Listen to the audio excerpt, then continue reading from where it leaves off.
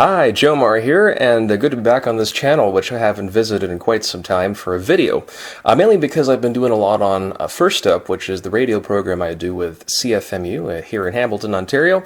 Although we're technically not really in Hamilton right now, I'm actually back home over in Mississauga. So anyways, hopefully you're doing well, and given all the circumstances around lately with COVID-19 and all of us trying to stay indoors to help flatten the curve, hopefully you are doing the best you can. If you're out working and you're working for the essential services, the front line, and anybody who's got to be out there, thank you so much for what you do. If you don't have to be out there, make sure you try to stay at home as best as you can, or take whatever measures you can take as well. Anyway, this video came, and this idea just sort of came on a whim, because I was looking for things to do in terms of being able to provide some content to share with you.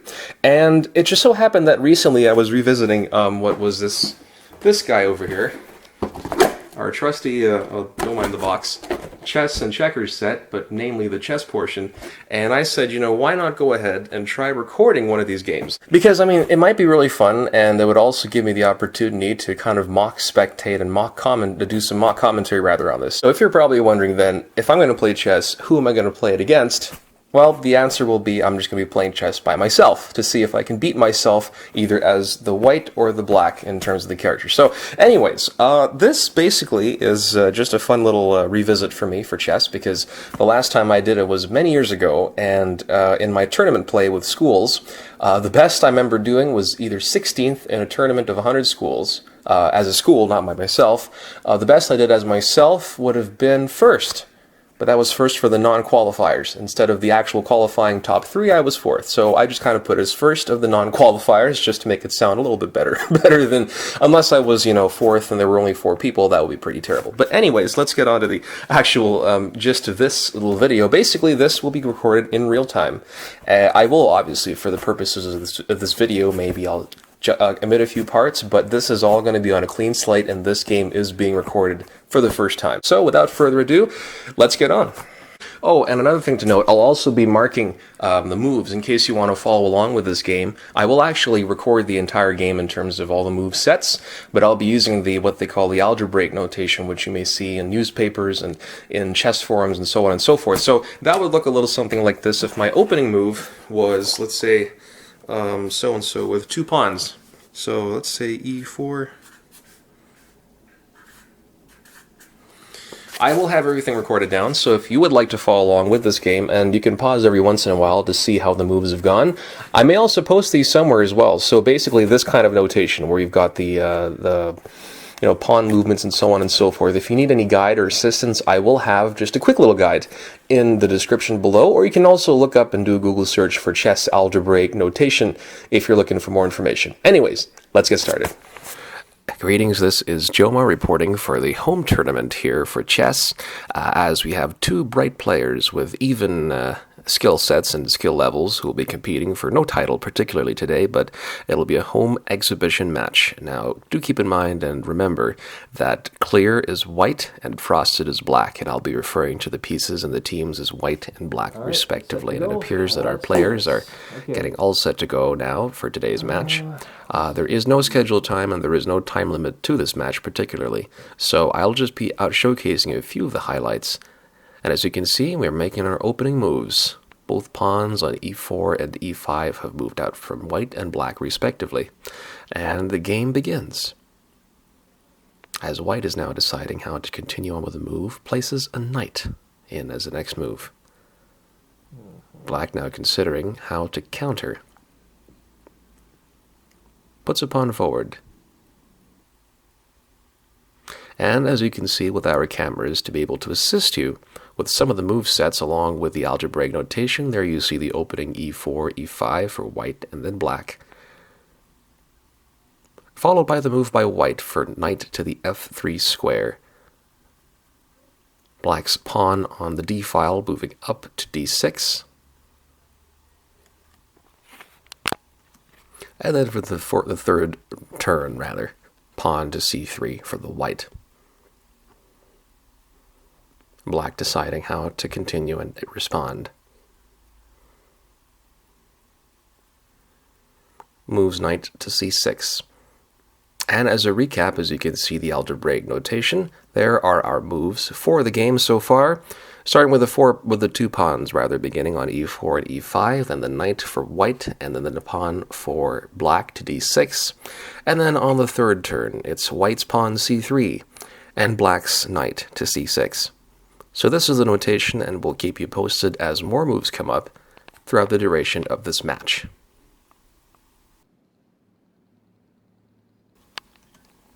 Now we fast forward a few turns to the 6th, and here comes white with a few options in this game, white to play. Let's see what he decides to do. Alright, let's do it. There's a bit of a gesture, and it appears that white has decided to initiate the first capture. With one pawn now up, black has the opportunity to answer, and without hesitation, takes another pawn in exchange. Now, the exchange you just saw on the board was on the d5 square, with white beginning with a pawn on e5 and capturing that pawn, or e4 rather, and capturing the pawn on d5, and black answering with the bishop to capture in the same square. Now, check this move out.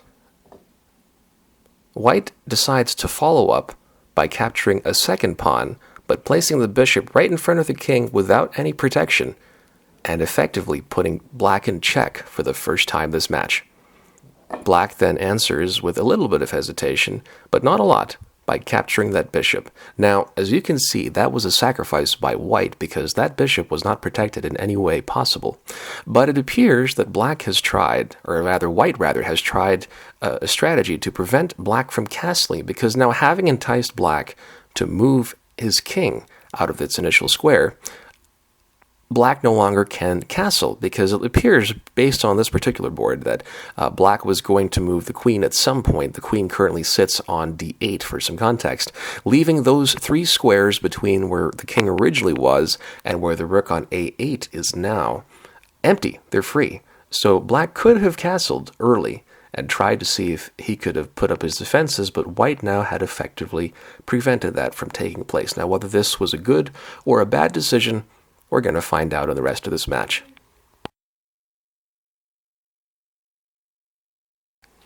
Now we fast forward to the 11th turn with white to play.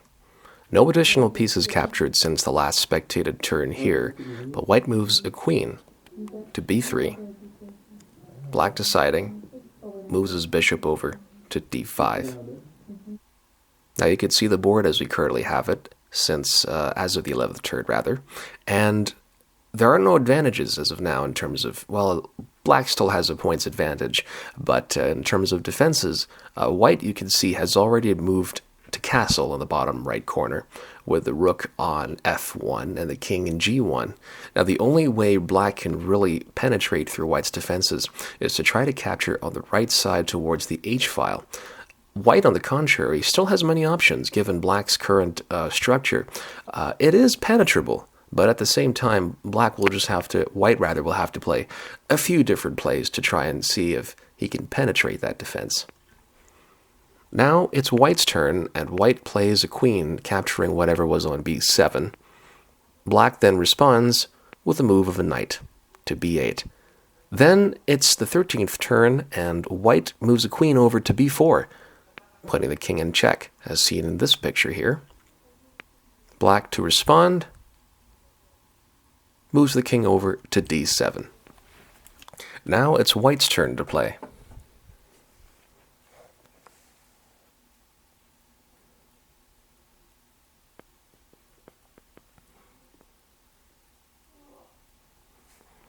Very intently looking at all the pieces and examining options, white still has a bit of a ways to go, a bit of a deficit on points, but is certainly catching up to black's stance. Decides to move the queen to put the king in check for black once again. Now black to answer to that call.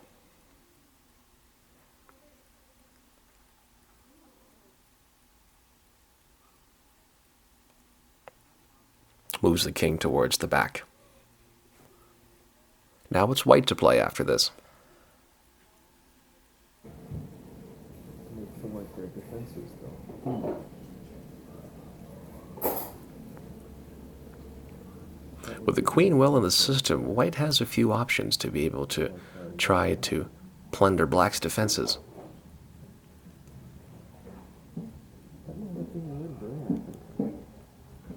Quite seriously thinking, both players very serious in this match. White places a pawn forward on the c-file. Black then responding. Pondering also, deciding exactly how to play this match.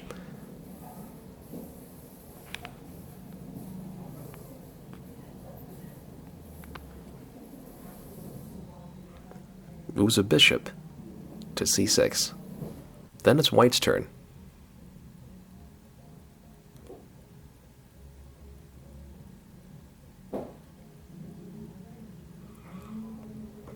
With a slight hesitation, move of the pieces a slip, but moves effectively to capture.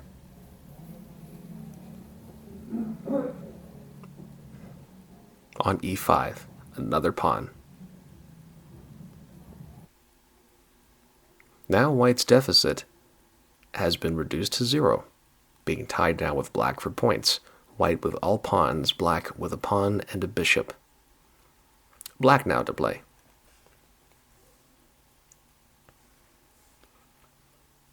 Deciding exactly how to respond to that capture, moves a bishop beside the other bishop to d6. Now it's white to play, and white decides to move his queen to e6 to put black's king in check once again. Black this time decides to counter with a bishop to d7 to block the king and applying a little bit of pressure to the queen. After a few moves now, we fast forward into the 20s with white to play. Black has already taken a bishop, white has made some captures as well. White captures another pawn on g7 with the queen.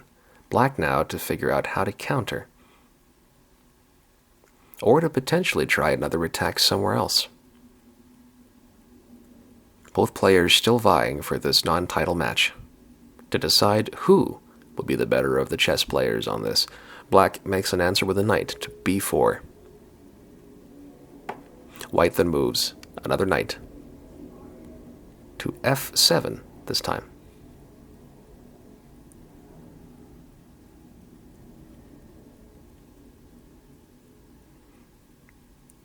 Black's turn now, still deciding how to play this game, how to decide to continue on with this match. Moves the queen well forward over, somewhat considering what to do with a little hesitation, but eventually places the queen over on h4. We fast forward a few moves once again, right here in the middle of an exchange, white capturing a bishop with a pawn. This was an exchange from a previous turn, and as you can see, it appears that white has the upper hand points now, especially with the rook advantage. Black still trying to figure out how to plunder white's defenses, while at the same time trying to keep an eye out on his own king, as the defenses on the black side certainly have been plundered throughout this match. Black still has a queen, a knight, and a rook. Couple knights actually for that matter, to be able to try to see if white can be checkmated still. Now applying some pressure on white, black places his queen on f6 to see if white is up to try and capture that queen to make it a queenless game and see if white can still win or potentially force a stalemate. Let's see what white decides to do in the 28th turn. Considering whether to be able to capture that queen, if it's a worthy investment, or perhaps to try something else. White still has the advantage, though, regardless of whether that queen is captured or not, but decides to move the queen back and capture a pawn in place. Black then counters with his queen, also capturing another piece on d4. And now on to turn 29, with white capturing a pawn on g4, black playing and answers with the queen, moving to the same square for an exchange capture. Here in this home non-title match, this is for the battle of the brains. White on one side, black on the other, Jomar on one, Jomar on the other. Isn't it real funny how we're all named Jomar in this particular match? I found that rather amusing. So we now fast forward a few turns again, this time to the 30s, but black is in a bit of trouble currently. With the queen at stake as well as the king, black decides to move the king over to b7 in response to a queen from white moving on h8. But now, black's queen is open for the taking. White takes it and moves on to capture the queen with a rook on c8, and effectively putting black at a massive disadvantage in this game. Black now answers by taking on the exchange for the rook, but now being powerless by one queen. Now as we enter turn number 34, it's white to play. Still trying to figure out how to put black in checkmate. So you can see Jomar as white is certainly eyeing that queen as well as some of the other pieces on the board, reaching out for the queen ever so often, every once in a while, and eventually deciding that sure, I'll go move the queen, and eyeing the options and seeing where exactly that queen should be moved.